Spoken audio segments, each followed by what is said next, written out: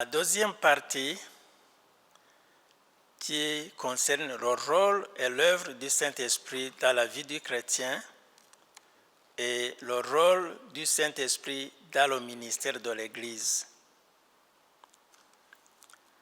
L'apôtre Paul a écrit dans sa lettre aux Éphésiens que le Saint-Esprit est donné aux croyants comme une marque personnelle de Dieu, confirmant la foi en Dieu.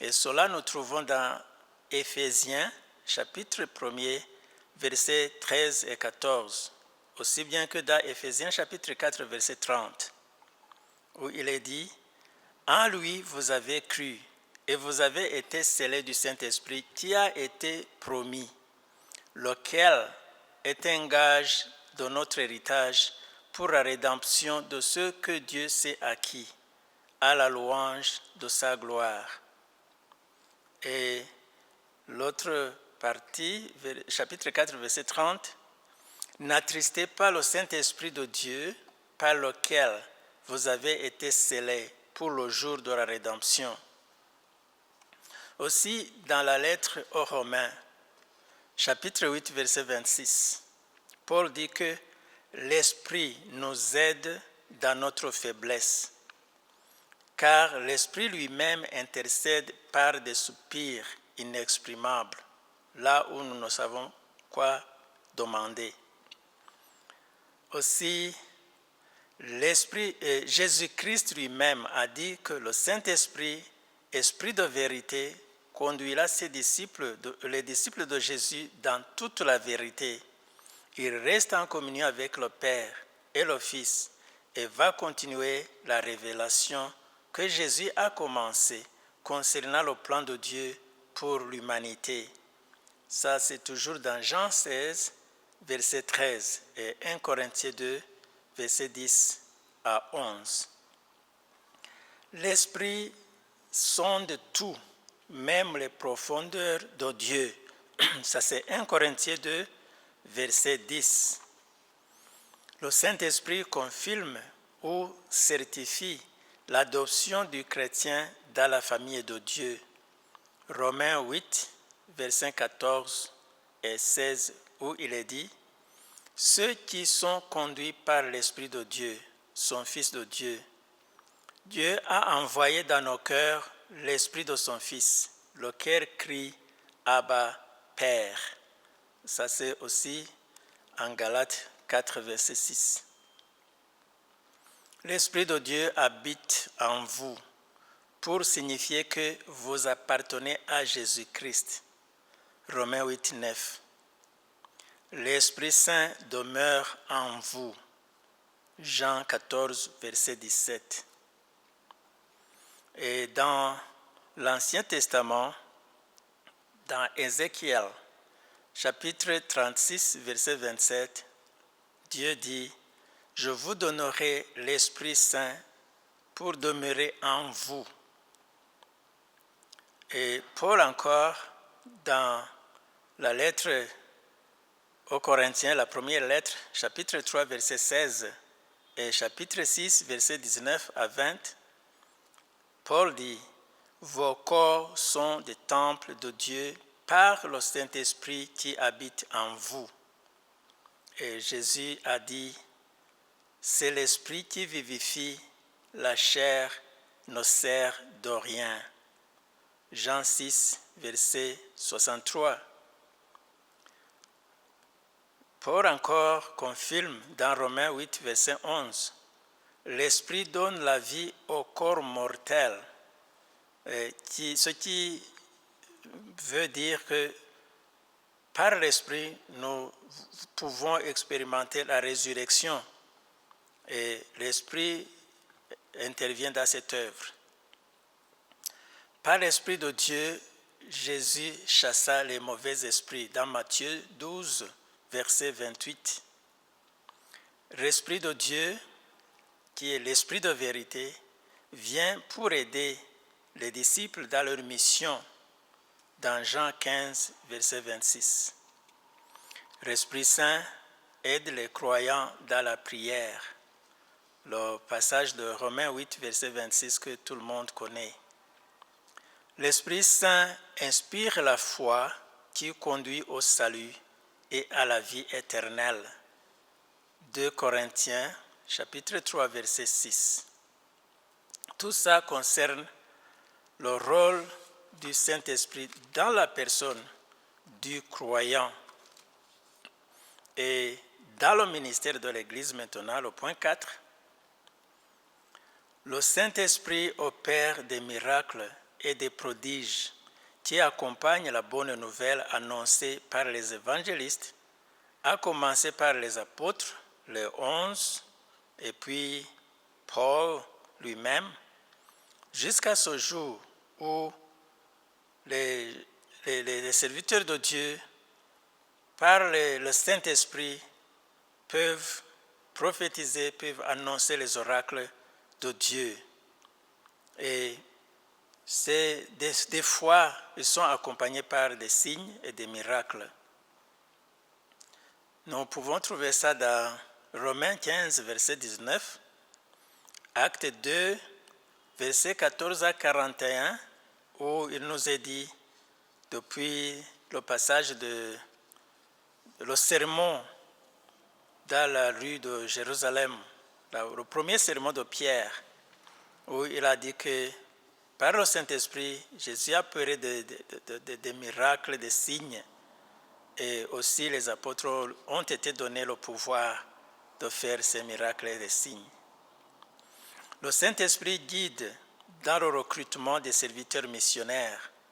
Dans Acte 13, verset 2, où il nous est dit, le Saint-Esprit dit, « Mettez-moi à part Barnabas et Saul pour l'œuvre à laquelle je les ai appelés. » Dans Actes chapitre 1er, verset 16, c'est par le Saint-Esprit que c'est par le Saint-Esprit de Dieu que les hommes sont inspirés à parler et à prophétiser. Et quand nous visitons encore l'Ancien Testament, nous voyons dans les passages de 1 Samuel 10, 6 à 10, les gens qui prophétisaient inspirés par le Saint-Esprit. Et ainsi, dans Ézéchiel 2, versets 2 à 3, et 2 Pierre 1, 21, c'est le passage que nous avons déjà mentionné. L'Esprit Saint et l'Église encouragent les pécheurs à venir au salut gratuit offert par Jésus-Christ. Et ça, nous trouvons dans Ésaïe 55, verset 1. Et dans Apocalypse, chapitre 22, verset 17, le Saint-Esprit et l'Église, où l'épouse disent « Viens ». Et ils appellent quiconque a soif de paix, de réconciliation avec Dieu à venir. En résumé, le Seigneur qui est l'Esprit est là où l'Esprit du Seigneur. Le Seigneur, c'est l'Esprit. Et là où est l'Esprit du Seigneur, là est la liberté. Ça, c'est Paul qui a dit, 2 Corinthiens, chapitre 3, verset 17. Le prophète Ézéchiel parla de la part de Dieu il disait, « Je vous donnerai un cœur nouveau et je mettrai en vous un esprit nouveau. Je mettrai mon esprit en vous et je ferai que vous suiviez mes ordonnances. » Ça, c'est chapitre 36, versets 26 à 28. Notez bien que Dieu, dans l'Ancien Testament, avait aussi donné aux hommes des dons.